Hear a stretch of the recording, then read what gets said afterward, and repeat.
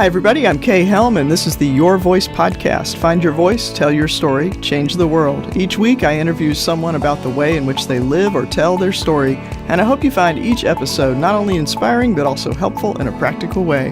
This week, my guest is Sean Douglas. Sean's an author, a motivational speaker specializing in resilience. Sean, welcome to the show. Thank you, Kay. Thank you so much for having me. So what does it mean?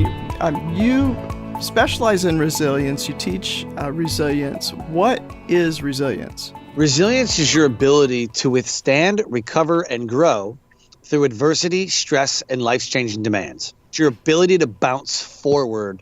People say bounce back. You need to bounce back like a rubber band. It's got a lot of resilience in it, right? It bounces back. I teach people to bounce forward, right? Because you have to grow through the things that inevitably will come into your life. Okay, I see. So instead of bouncing back, you're not going to go back to the way you were. You're bouncing into a new thing, maybe a new future or an improved version of yourself or something. Exactly. Okay. You say on your website, everyone handles adversity differently. The key is not just to go through, but to grow through. Exactly. So what's that process? What do you have, like a set process, or what's that about? I do. So we have to. I always like to meet people where they are. Mm-hmm. You know, like we always have. You know, they have the step process for grief, and you know we got the process for AA, where you got the 12 steps. Whatever. I like to meet people where they are, because everybody does. Everybody handles things differently, and sometimes we trivialize, like, really, that's the hard thing you went through. Ooh, let me tell you what happened last week. Yeah. And so we trivialize other people's hardships, but to them, that might be the most horrible thing that's ever happened. For example, my 3-year-old falls and scrapes her knee. Mm-hmm. Oh, she's going ballistic. My 11-year-old's like, I've done this like 11 times, all right? Like, I've broken my collarbone, right? Like, your scraped knee is nothing, And she's like, stop it. Like, it's not a big deal. And I told her, I was like, but to her, it is. To this moment right now, and we see it all the time. We do it to our kids. Mm-hmm. We're like, oh, it's fine. It's just a paper cut. It's fine. It's just got a sliver. It's fine. Look, it's fine. But to them, it is terrible what's going on with them. Right? Yeah, I'm going to steal something from your TED Talk, where you did your TED Talk called Hack Your Brain for Success, which we'll talk about in a little bit. You talked about, don't think about polar bears, So when my kids used to fall down, scrape their knees, I would respond with, don't think about giraffes. Right. And then they would start thinking about giraffes instead of their scraped knee, and they would they'd just look at me like, what? Like, what are you talking about? It's so true though, because where focus goes, energy flows. Yeah. So if you're focusing on something, right, and you're like, don't focus on that. They're like, don't focus. What? Why would I think about, crap, now I'm thinking about it, right? Because that's what we're doing. So, and you also don't want, because what we say is, well, I'm not going to think about it. I'm like, yeah, you are. Like, yeah, you will. Like, I'll just block it out. I'm just whatever. But like, you're actively putting energy towards not thinking about it. Mm-hmm. So therefore, you're focusing on what? Not thinking about it. So what do you end up doing? You end up thinking about it. Right. Yeah. And then after a few years of that, they fall, scrape their knee, and then look at me and say, don't tell me not to think about giraffes. And then you'd see it come all over their face. They're thinking about giraffes again. You're right. So that's where the mind goes, and it just goes. There's no chasing it down and getting it back, or maybe there is, and I don't know about it. So, but how do we do that? How do we keep our minds from doing that? It's about acceptance. Okay. You accept the thoughts that you had. You accept where you are right now. What is going on?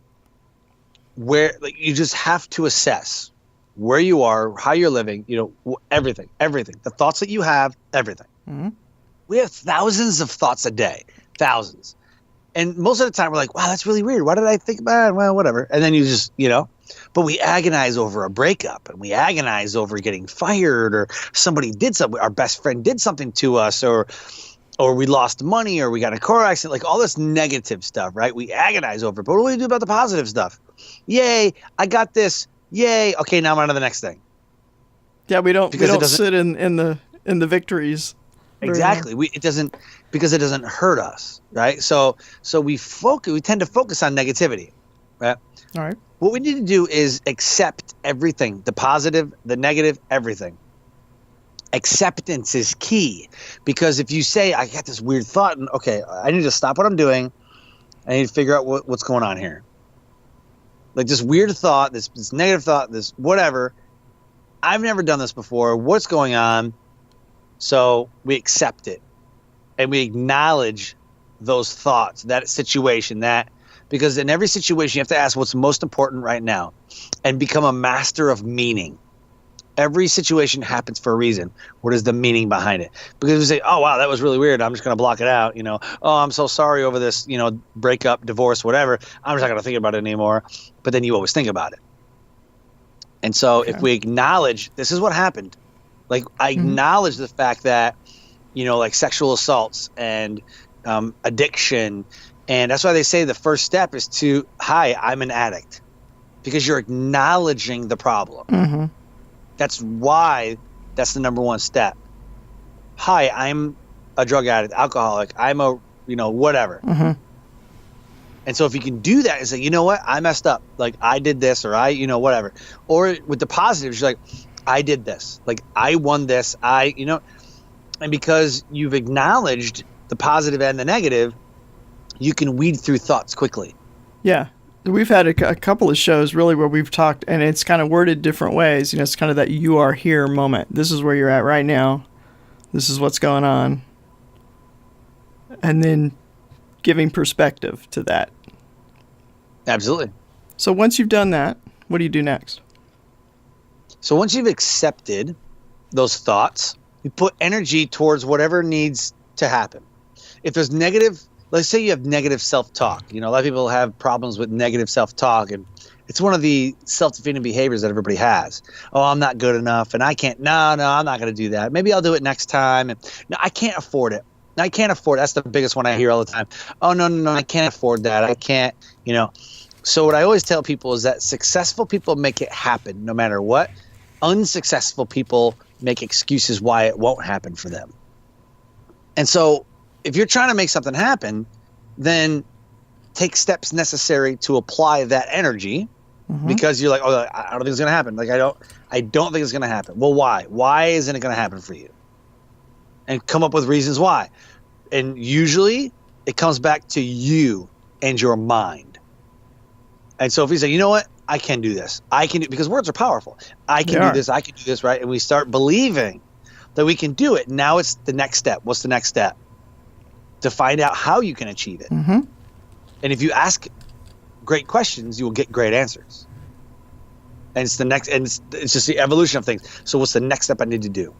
I need to figure out what I'm going to do to make whatever it is I want to happen. And then I need to take that step to make it happen. And it's every day. This doesn't happen overnight. It's an everyday thing. For a while I was agonizing over, a bad breakup that I had. I was like, man, I can't believe, I loved her. What happened? And I can't believe this is happening to me. And I had all this stuff, and I constantly let it take over until I said, you know what? Well, let's figure this out. This happened. Yes, this happened. What am I going to do to either not think about it, or what am I going to do to accept that, because she's not coming back? So what do I have to do now? And what are the steps to kind of get over it? The worst thing you could do is sit there and plant a mailbox and an address and live and say, this is where I'm living now. I'm living in this pain. I'm living in this agonizing defeat. This is what's going to define me. That's the worst thing you can ever do. So then, instead of planting the mailbox, you make a plan, right? This is what I'm hearing. You make a plan. Make a plan. What do I do? What can I do? Maybe what I learn. What do I have to learn how to do? Do I have to change? How do I have to change? All those kinds of questions, right? Exactly. Okay. Where do I want to be? Where do I want to live? What kind of money do I want to make? What do I want? Literally, write yourself a 1-year letter. When you're stuck in life and you're like, what do I do? I'm so stuck. I don't know what to do. Write yourself a 1-year letter. From today, everybody listening today, write yourself a 1-year letter. It is 1 year. In the past year, I have accomplished what? I started a new job. I started a new business. I listened to X amount of podcasts. I read whatever books. I'm making this much money. I have this many kids, or I'm married or single, or whatever it is. Whatever it is, write it down. And then take steps necessary to make it happen. Yeah. Because we have thoughts all the time, right? You ever been driving and like, oh, that's pretty cool. And you look over, you're like, what? Like, what? Something I had like 5 years ago. You're like, what? That's so weird. And then you keep on, you know what I mean? Or you're It sitting just here sneaks writing up on you. something and right, it just sneaks up on you. You're like, what? Like at the most inopportune time, right? You're having a conversation and then it reminds you of like something from your childhood. And you're like, wait, what? What was that? You know, like, why am I thinking about that? Or you see, for me, if I saw something Kiss, like the band Kiss, I instantly go to like my childhood, because my aunt, who passed away in 2004 from scleroderma, that was her favorite band, Kiss and Queen.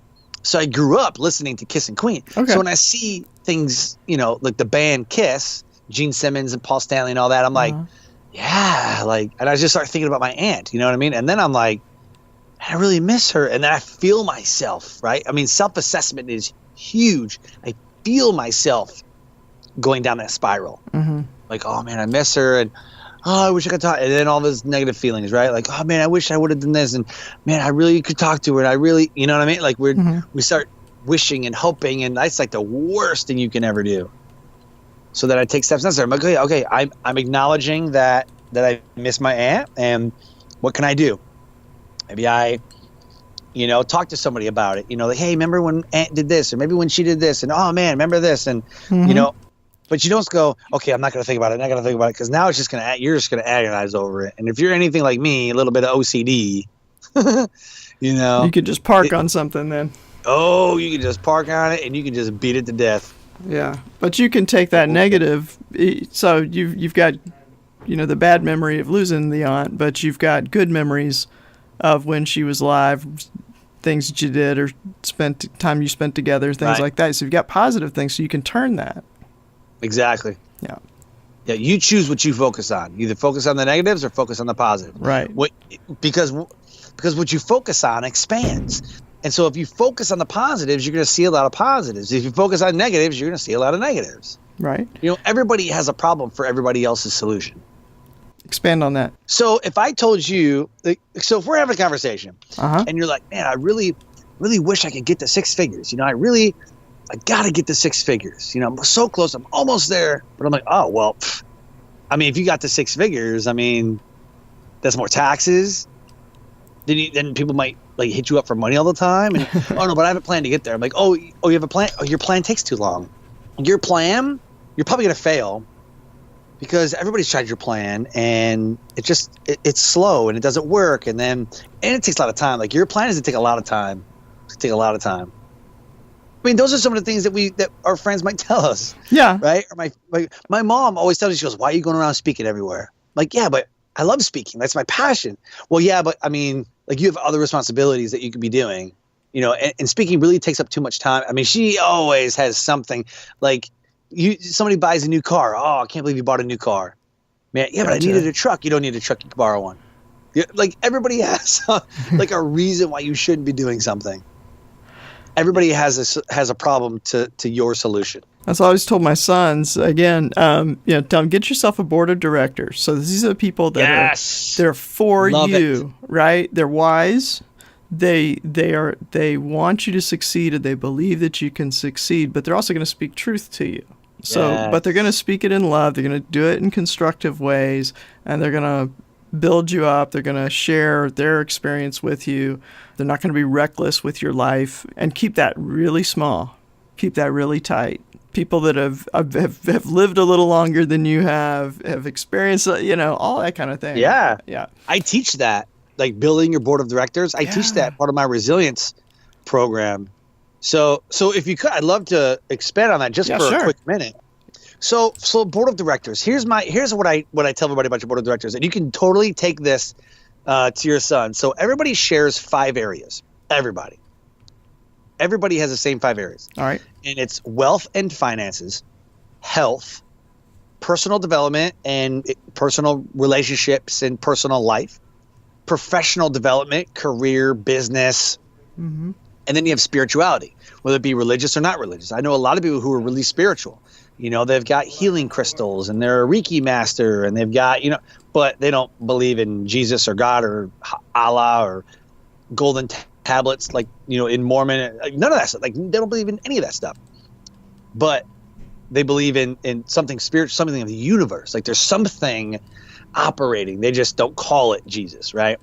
But then you got people who are super religious. You got Muslims and Lutherans and Catholics and Mormons and non-denominational Christians. You have Christianity. I mean, there's a ton of people who are absolutely religious. Like, I believe in Jesus and like all of that stuff. So those 5 areas everybody has. Spirituality is simply the strengthening of a set of beliefs, principles, and values that you have. I'm a deeply spiritual person. Yes, I'm also a Christian, but I'm deeply spiritual because I have a set of beliefs, principles, and values that I live my life by. And I believe that when I don't live out my values, I'm committing spiritual suicide. I'm not following passion. I'm stifling myself. If that makes any sense. So what you do is you take 2 to 3 people and place them into each of those areas. So my mom is on my personal side of the board of directors. Yes, she's my mom, but she's also had 3 divorces. So she's on my spiritual board of directors, or my personal board of directors, because I don't want to have a divorce from my wife. Let me find out what my mom was doing wrong. Maybe she picked the wrong person. I mean, maybe she picked 3 wrong people. I don't know. But that's just an example of how I don't want to live. Grandparents, family, like people who are doing awesome, they're on my board of directors. People who are doing badly, they're on my board of directors for examples of how I don't want to live my life. So if we can put 2 to 3 people in each of those areas, and then maybe have 1 or 2 people as an example of how you don't want to live, but those 2 to 3 people in that area specifically elevate you only in that area. So my pastor is on my board of directors in my spiritual area. He's nowhere else. My financial coach is in my financial area and nowhere else, because I want him only for financial. Like, that's the area I need help in. That's why you're there. If every major company has board meetings and every major CEO has a board of directors surrounding the company to talk about growth and sales and direction, why are we not building board of directors for our personal life to give us growth and direction? Well, you've got to be purposeful. I think a lot of times we just drift, and a lot of times we do it because we don't know any better. We just kind of do the motions of life without the purpose. That's true. We may say we're seeking purpose, but we're kind of doing it in such a haphazard way. So you totally. build towards that that purpose, or build out your experiments and in trying to find your why, that all of that stuff, and take those people along for the ride. Take those people who can advise you well, and do a really good job. I would say make sure you're doing a good job of separating out those folks that are have been successful in those areas versus the folks that kind of have the trail of catastrophe, so that you're watching out the types of advice that you're getting. Like it's perfectly valid to get the don't do this advice. Sure. But make sure you've got the positive example there, Exactly. to follow as well. Yep. Let's go back to your TED Talk. Sure. Let's see. You had all kinds of cool stuff in that. You had polar bears and you had taxi drivers. Yeah. Which is an interesting combination. and I think people should go just right on that little intro and go watch that video right now. But tell us about the taxi drivers, because that was a really interesting story. Sure. Yeah, absolutely. One of the great things about being a master of resilience, right? There's a lot of fact-based positive psychology that goes into these resilient skills. And the fact that it's fact-based, it just isn't something that I thought up on my own. I mean, this is tons and tons and tons and years and years and years of research that anybody can use. Right? Mm-hmm. So what I found were, when you talk about the polar bears and the taxi cab, it's literally fact-based positive psychology research that has been done to explain to people what your mind is capable of. And so the taxi cab drivers is one of the, oh my gosh, I was excited when I found this. I was like, it's true. Like you can learn something every day, right? Like they say that you can't teach a dog new tricks. Oh, you absolutely can. Yeah, that's a lie. You can absolutely teach a dog new tricks, right? So with the London cab driver research that was done, I was blown away at what they found, especially when they talked about the MRI. So here's the London cab driver research in a nutshell. Okay. So Eleanor Maguire and Catherine Woollett are researchers from the Neuroimaging College of London. What they did was they took 79 cab drivers going through the cab driving program, and they had 31 other controls. So 31 people who were lawyers, doctors, people off the street, whatever. And they periodically took MRIs of their brains. That was what I found most interesting. It's like, why would they want to take MRIs of their brains? They wanted to see the way that they thought and the result of every habit that everybody has. So what they found was that the area of the brain which deals in short-term and long-term memory, and it's your spatial navigation area, right, is located in the hippocampus, which is under the cerebral cortex.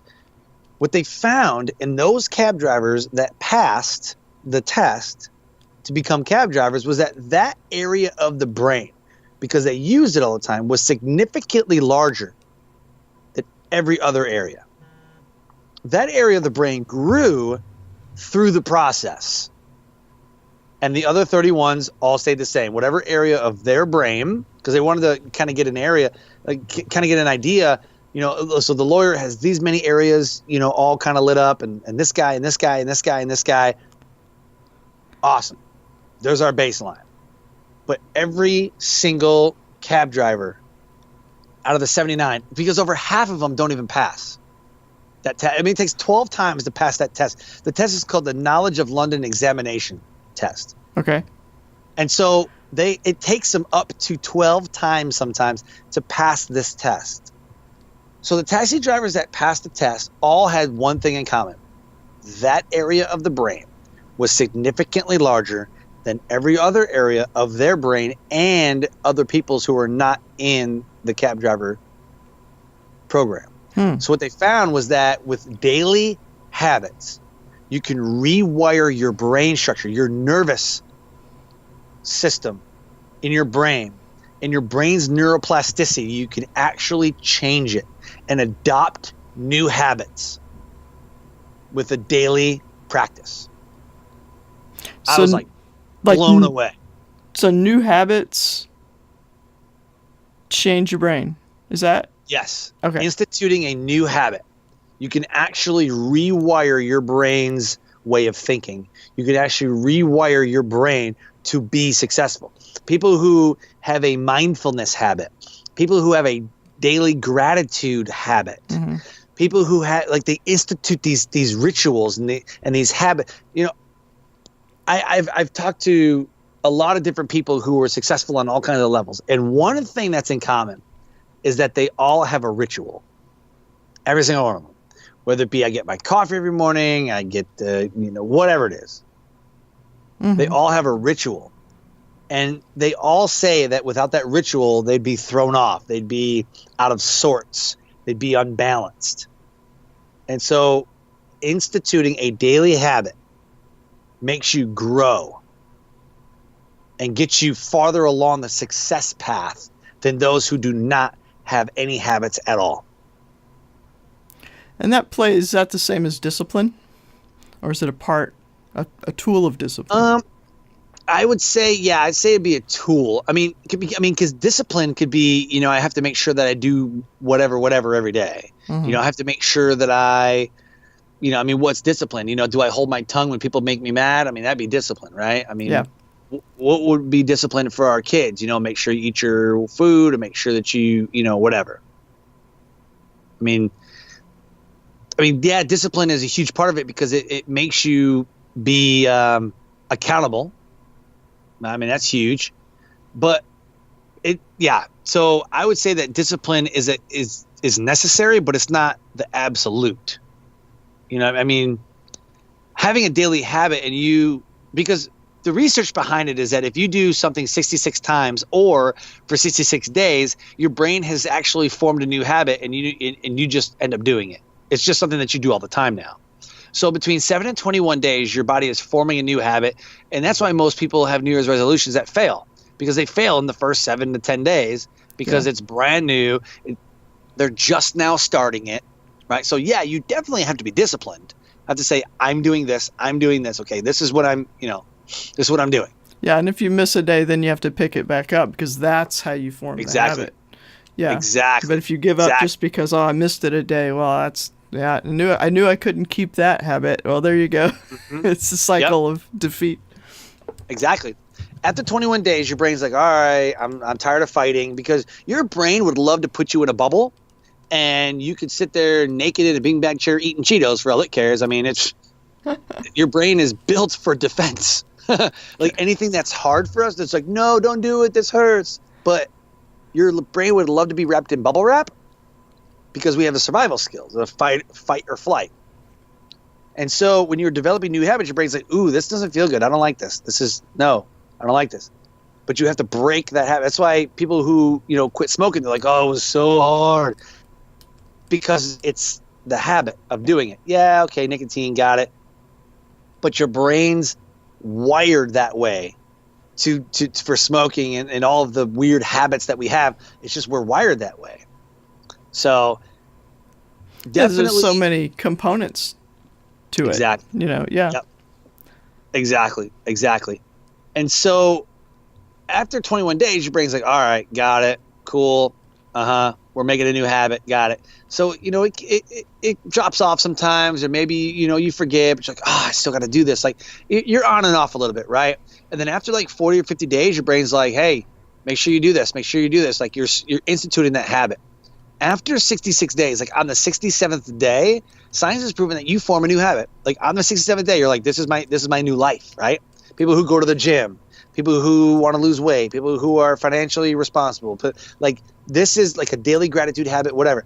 I have a Facebook hashtag that says hashtag 66-day challenge. Mm-hmm. And so what that is you count 3 blessings a day for 66 days. That comes out to 198 different blessings. I don't know about you, but I can't think of 198 different things that I'm thankful for right off the top of my head.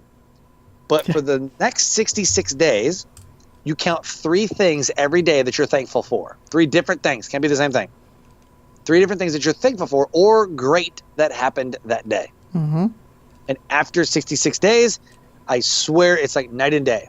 People are like, wow, like I see so many opportunities in the world, and I see so many amazing things that are happening. Like I didn't see this before. When you buy a new car, mm-hmm. you always see that car everywhere. You're like, what? Yeah, absolutely. But you now everybody's got one. Right? But you didn't see it before. Yeah. Because that wasn't what you were focusing on. Because what you focus on expands. Yeah, I'm gonna go back to the gratitude challenge too, because when you start looking for things to be thankful for, you may say, well, I need to develop a habit of being thankful, of having a habit of gratitude, if you will. But it's hard to just be like that's too vague. Like just being thankful is so vague. It's hard for people to actually pick it up. But when you give something very specific like that, okay, well, just today, 3 things, 3 different things that you're thankful for. And then the next day, 3 different things. It's like breaking it down. And next thing you Exactly. know, your mind has learned to seek out those things and to frame things in a grateful way. Exactly. Yeah. Yep. Good stuff. Yeah, because when they were trying to, the London cab drivers, when they were trying to memorize all of these streets, because you can't just use the GPS all the time. Right. But when they tried to memorize these things, it actually caused a structural change in their brain. And what they found was that it affected your memory and created a greater volume of nerve cells in your brain, like in the hippocampus. So your brain is basically saying, hey guys, we need more power over here, and it creates that. Exactly. Which is pretty amazing. Because it belongs to the limbic system, right? It plays that important role of consolidation and information for memory. And because that area of the brain is navigation for you, people who are lost, right? They're like, where do I go? I'm lost. They don't remember, there was this weird tree, and there was this red house, and there was this purple door, and there was stop signs with, they don't remember it. The London cab drivers, like, because that's what they do, it opened up their brain and made that area of the brain larger because they're using it all the time. It's like when you move to a new city, a new house, whatever, what are you doing? You're using a GPS. Got to get from here to here, here to here, GPS. After like 2 or 3 months, you may not notice it, but you don't really use that GPS anymore. Right. You just know where to go. Why? Because that area of the brain became a little bit larger because you were using it all the time. Okay, I gotta use GPS. Okay, let me see. I gotta train myself. Right? And it grew a little bit. But I think there's studies out there that show that one area gets bigger while the other areas get smaller, and it's a constant battle. It's a constant growth battle, which I'm totally cool with, because we do the same thing in our life. We grow in one area, finances, whatever. Our relationships suffer. I got to go into relationships. I got to make my relationship with my spouse, my kids, whatever, stronger. Now my professional career is suffering. Crap. Now, and it's a whole balancing act. It's that life balance thing. Tricky. Exactly. Let's go back to the resilience. What's something somebody could do today to build up their resilience? That's a great question. What could someone do today to build up their resilience? Or to start? Well, what they could do, first of all, I tell everybody, is form a gratitude habit. Okay. Form a gratitude habit. There's an excellent research study done called the Broaden and Build Theory by Barbara Fredrickson. Barbara Fredrickson is a UNC researcher here in North Carolina. And what she made was the Broaden and Build Theory. Basically, what it says is that your emotions, your thoughts and feelings and beliefs, they're like elevator buttons. They lift you up or they tear you down. And so you have the positive emotions and the negative emotions. You have the positive thoughts and the negative thoughts. And think about it as an upward spiral or a downward spiral. I call it catastrophizing. People who are catastrophizers, like, I don't have coffee. What the? This day sucks. And it's like 8 a.m. You're like, how does this day suck? It's only like 8 o'clock in the morning. Right. Like, calm down. Right. People who maybe you stub your toe on the bed, and then you don't have coffee, and you don't have gas in your car, so you got to stop for gas, you got to stop for coffee. Like, by the time you get to the office or wherever you're going or wherever you're driving to, dropping the kids off at school and work, whatever, you're like, I'm wiped out already. Like, this day cannot get any worse. Like, by 10 o'clock, most people in America have probably said that. This day cannot get any worse. Can I just go back to sleep? Can I just reset? And somebody right now is shaking their head. Yup. Yup, I got it. Because sometimes that happens. So the gratitude creates the buffer between the challenges that we're going to face and you. Think about it. When you get that upward spiral, right? Upward spiral. Like, I got this gratitude. Think about a gratitude bank. I've got this. I got this. I'm going up the spiral. I'm like, yes, I'm great. I'm great. Oh, something happened. Took me down a couple notches. All right, let me get some more gratitude. Let me fill some of that gratitude out. Right? Deposit some gratitude into my gratitude bank or whatever. And you get up, boom, something bad happens. That's a withdrawal. Go right back down. You go right down a spiral. But some of us get caught into a negative spiral, and we're just tornado. We're just down, and we're just getting drilled down. Right. Yeah. Some of us feel that way sometimes. How do we overcome? How do we bounce forward? How do we withstand? How do we recover and then grow? Gratitude. first. First thing you have to do, gratitude. The second thing you have to do is mindfulness. Mindfulness is not, closing your eyes and going, oh, like that's not mindfulness. Mindfulness is, what am I thinking? What am I feeling? What am I believing? What am I seeing? What am I hearing? Like it's all of you, your senses. And so to become resilient, you must first know yourself and how you react to every single situation. So if you can assess how you are, I react in these situations, I don't react in these situations. So what someone can do today is assess how they are, what makes you mad, what makes you happy, and figure out where you want to be in that spectrum. I don't know about you, but I don't want to be mad all the time. I don't want to be hurt and sad. I feel like nobody wakes up saying, all right, I'm going to fail today. Can't wait. Yeah. I'm going to fail at everything today. I think that's what I'm going to do. I'm just going to fail at everything. Like, I think people want to succeed. They just don't believe that they can. Yes, it's almost like a surrender, That's, Yes. all right, well, there you go. There it is. This is my lot in life. This Yeah. is it. This is all I'm good. I'm good at. This is all I'm not good enough for anything else. This is just where I'm hanging out. And in That's a it. way, that's almost like a way of seizing back control. Mm-hmm. No, I'm choosing to camp out here. Yeah. So that's my Yep. control over it, because I feel like I don't have control over those other parts of my life. Exactly. And they plant that mailbox and they Yeah. plant that address and say, this is where I'm living. I Yeah. can't be a six-figure earner. I can't be, an awesome spouse. We can't have a, $200,000 house, or new cars. Or nope, that's just, we're not ever going to have any money in the account. That's just our life. This is what we're born with. This is it. It's all I'm going to be good enough. And it's simply not true. So find those things, those little outposts of gratitude, and begin to grab hold of those. Build, Exactly. right? Build them, get the Yep. consistency. And as you become more consistent, that'll bring you up. That's what I'm hearing. Yep, exactly.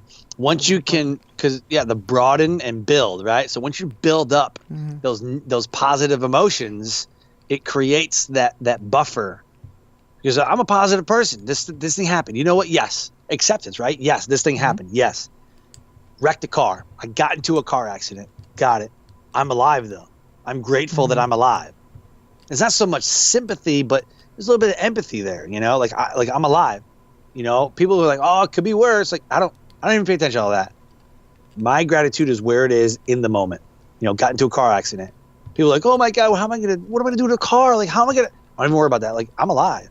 I'm alive right now, so I'm very grateful.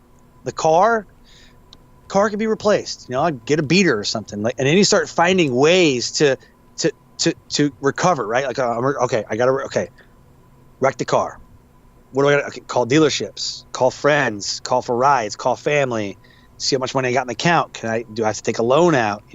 Will my gap coverage, cover the rest of the car so I don't go upside down? Like there's a million things you could be thinking about, but it's the recovery phase where you're like, okay, I got to bounce forward. Here's my bouncing forward.